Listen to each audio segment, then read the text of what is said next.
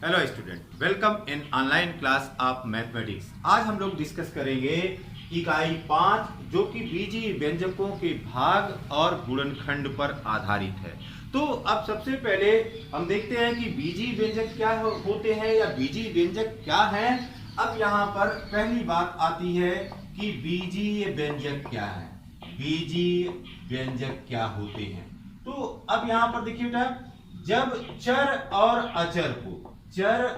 अचर को गणित की जो 4 मूलभूत संक्रियाएं होती हैं, जोड़ने की प्रक्रिया, घटाने की प्रक्रिया, गुणा की प्रक्रिया और भाग की प्रक्रिया के द्वारा संयुक्त रूप से व्यक्त किया जाता है, तो इस प्रकार के जो कथन होते हैं या इस प्रकार से जो संयुक्त रूप से समीकरण प्राप्त होता है वह बीजीय व्यंजक कहलाता है। अब यहाँ पर देखिए, हमने बीजीय व्यंजक में किया क्या, चर और अचर को योग के, अंतर के, गुणा के और भाग की प्रक्रिया के द्वारा संयुक्त रूप से प्रदर्शित किया। अब यहाँ पर बात आती है कि चर किसे कहते हैं या वेरिएबल क्या होते हैं। तो वेरिएबल का मतलब होता है जिसका मान परिवर्तित होता है, जिसका मान परिवर्तित होता है। समीकरण में बहुत से ऐसे मान होते हैं या अज्ञात राशि होती है, उस अज्ञात राशि को, तो जिसका मान परिवर्तित होता है या अज्ञात राशि को हम चर राशि कहते हैं। अब देखिए, इसी बीजीय व्यंजक में हम अचर की बात करते हैं। अचर का मान निश्चित होता है या यह अंकीय मान होता है। जो भी अंकीय मान होते हैं, इन अंकीय मानों को हम कांस्टेंट कहते हैं। अब कोई भी जैसे बीजीय व्यंजक लिखें, जैसे 4x² + 3y।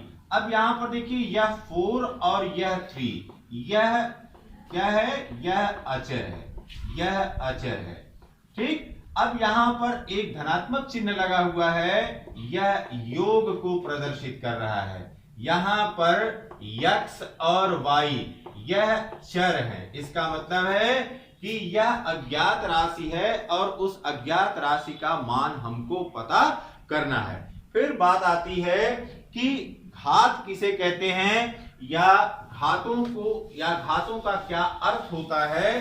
तो यहां पर देखिए, यहां पर घात का मतलब है कि चर की सबसे बड़ी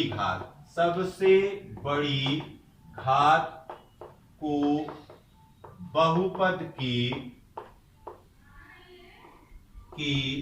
घात कहते हैं। तो जो भी चर राशि आपने लिया है या जो भी चर राशि समीकरण में दिया गया है, उस समीकरण के चर राशि के अधिकतम घात को हम बहुपद की घात कहेंगे। अब देखिए, अगर एक चर लिया जाए, एक चर का मतलब है जैसे केवल x लिया जाए और 3x³ - 4x² + 3x + 2 = 0, इस तरह से कोई समीकरण दिया गया हो, तो यहां पर अब चर हमारे पास क्या है, यहां पर चर x है और x की सबसे बड़ी घात यह बराबर है 3, इसलिए इस बहुपद की घात हो जाएगी, बहुपद की घात यह 3 के बराबर हो जाएगी। तो ये तो बात हो गई जब केवल बीजीय व्यंजक में केवल और केवल एक चर दिया गया है। अब हम बात करते हैं कि अगर एक से अधिक चर दिए गए हैं तब आप कैसे घातों को निकालेंगे। जैसे देखिए, एक से अधिक, यदि किसी बीजीय व्यंजक में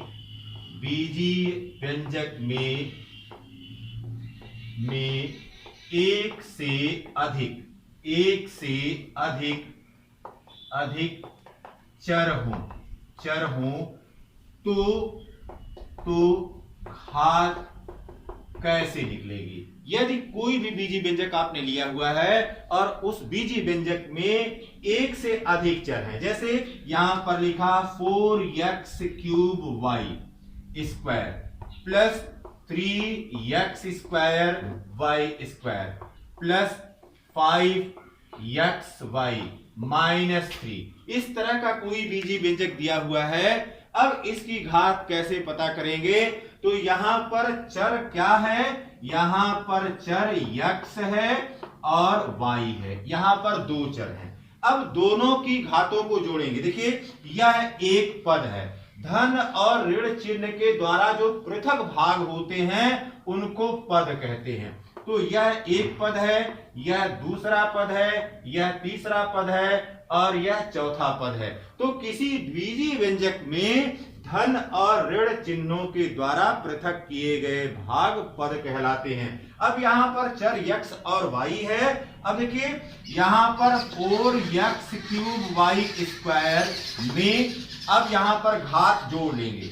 x की घात 3 है और y की घात 2 है, तो 3 + 2 बराबर हो गया 5।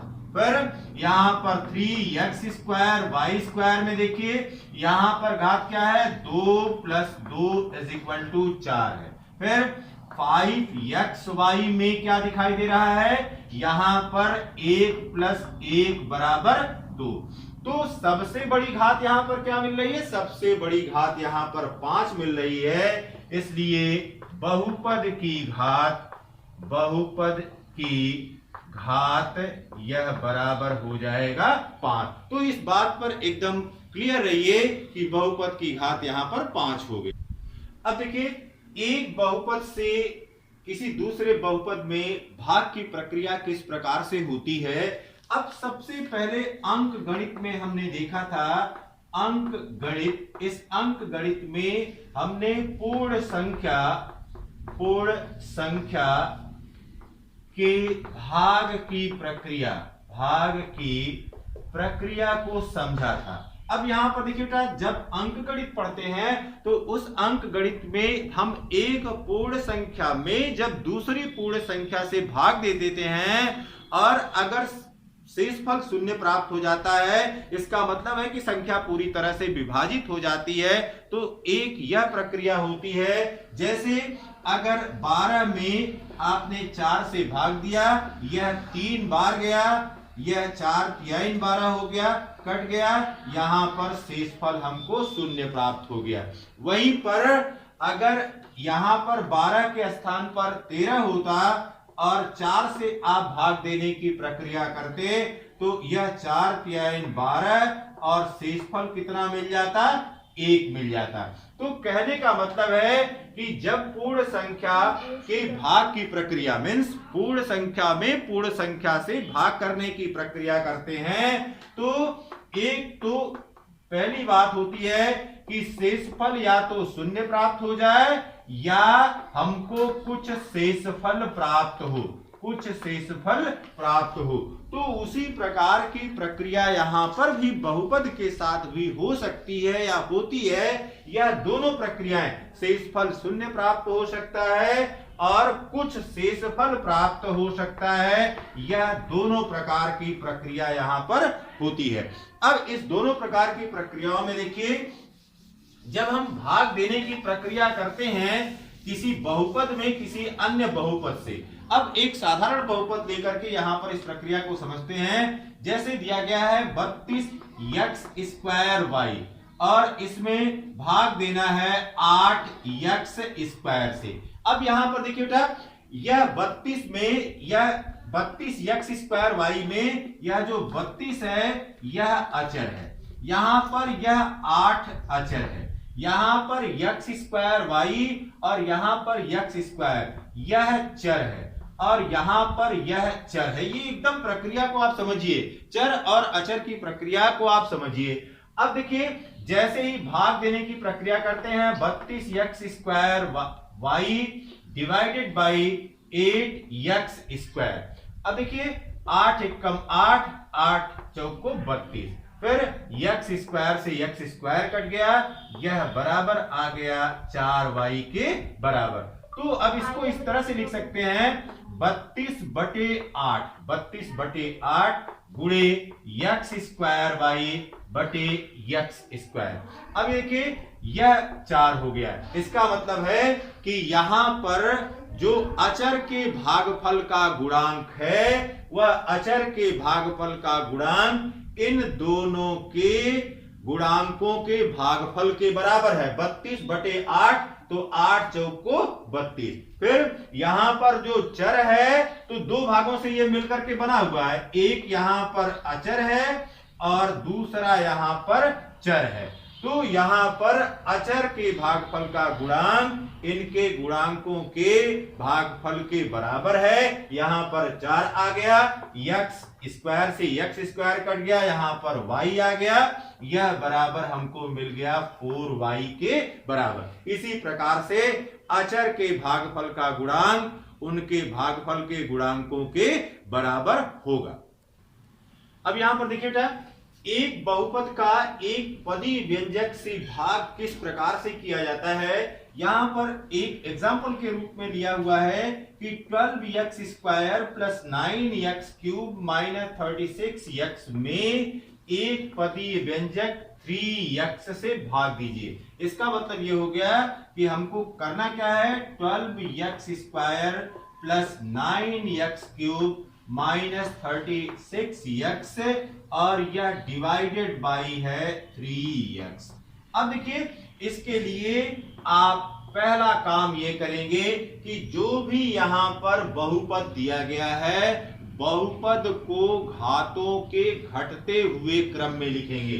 तो सबसे पहले दिए गए बहुपद को घात के अनुसार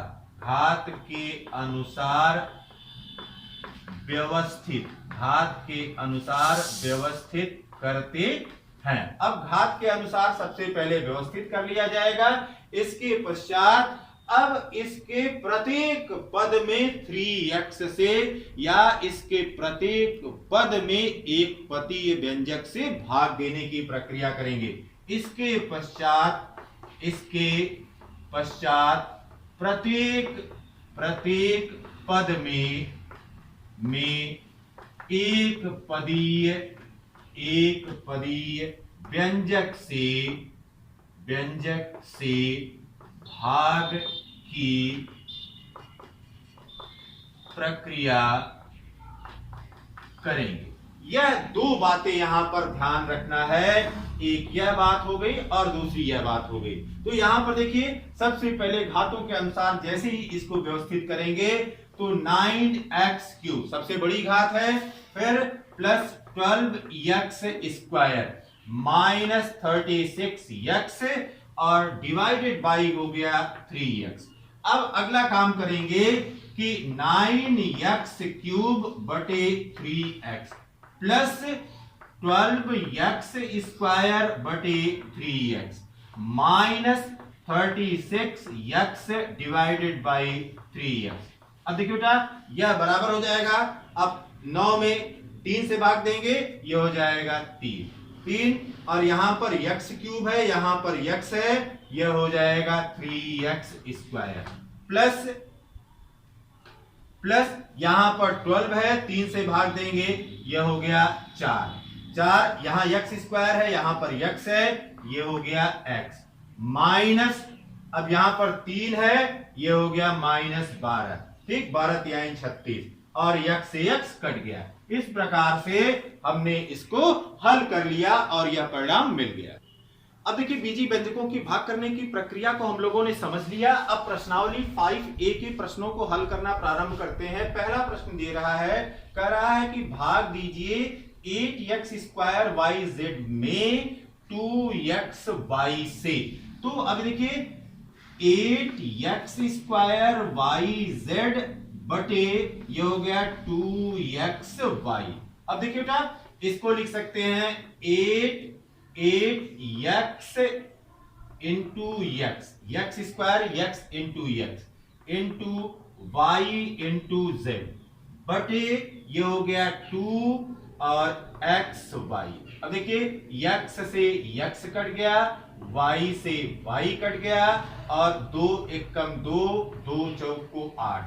यहां पर बच गया 4 और ये हो गया x और यहां पर बच गया z। तो आंसर हमारा हो गया 4xz। अब देखिए दूसरा प्रश्न इसका है, इसका ख भाग है पहले प्रश्न का। कह रहा है कि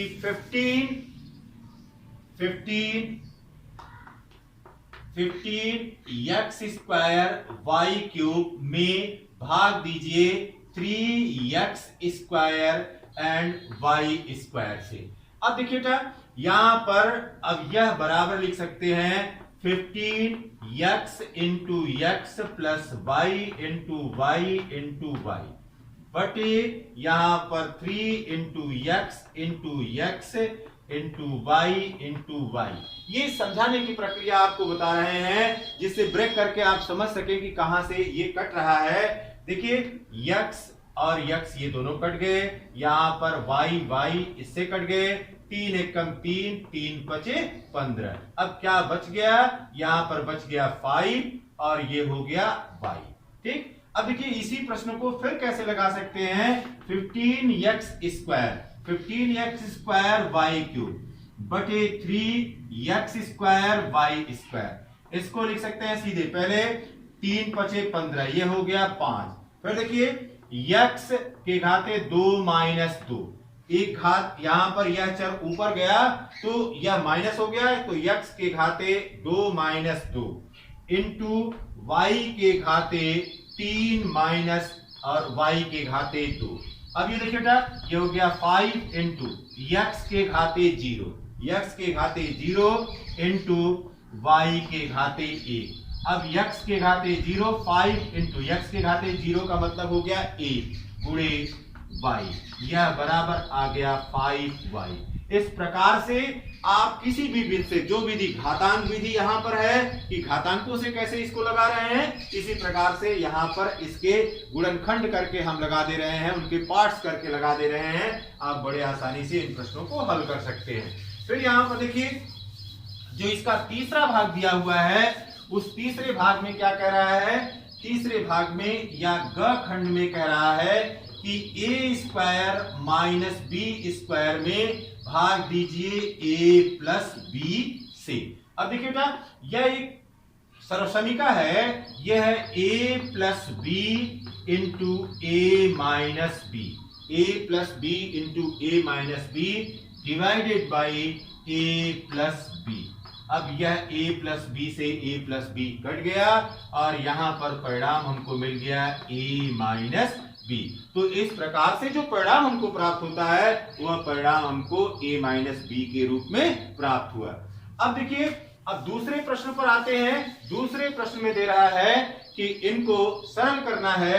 दूसरे प्रश्न के क भाग में दे रहा है 32 m cube y square divided by 4 m square y। अब देखिए बेटा यहां पर इसको लिख सकते हैं 32 गुणे यम गुणे यम गुणे यम गुणे y डिवाइडेड बाई 4 इंटू यम गुणे y। देखिए यम यम, तो यम ऊपर नीचे से कट गया, एक y से y कट गया, 4 एकम 4 और 4 अठे 32, ये हो गया 8। अब यहां से बच गया my, तो इसका आंसर आ गया 8my। इसी को देखिए फिर कैसे लगा सकते हैं, 32 m cube y square divided by 4 m square y, यह बराबर हो गया 32 डिवाइडेड बाई 8। अच्छा को एक साथ लिख लिया। फिर यहां पर अब ये हो गया m क्यूब बटे यम क्यूब बटे m square into y square बटे y, यह बराबर हो गया 8 चौक को 32, यहां पर 4 अट्ठे 32, 4 अट्ठे 32, 8 गुणे। अब देखिए ये हो गया यम के घाते 3 माइनस 2, यम के घाते 3 माइनस 2। देखिए बेटा ये 32 बटे 4 दिया गया, तो इसको सही कर लीजिए 32 बटे 4। अब यह आया 4 अठे 32, 8 हो गया। यम यहां पर 3 घात है, यह घात यम की ऊपर गई तो -2 हो गया, तो यम के घाते 3 - 2 गुणे फिर y के घाते 2 - 1, यहां पर हो गया 8 गुणे और यम के घाते 1, यम के घाते 1 और y के घाते 1 बराबर हो गया 8my। इस प्रकार से आप देख रहे हैं दोनों दशाओं में हमको समान परिणाम प्राप्त होते हैं। इस प्रश्न को आप किसी भी विधि से बड़े आसानी से लगा सकते हैं। अब इसी तरह का अगला प्रश्न लेते हैं। इसी प्रश्न का जो खंड है वह खंड घ ले रहे हैं और यह यहां पर दिया गया है घ खंड कि 9a square -24a plus 18a cube divided by 3a।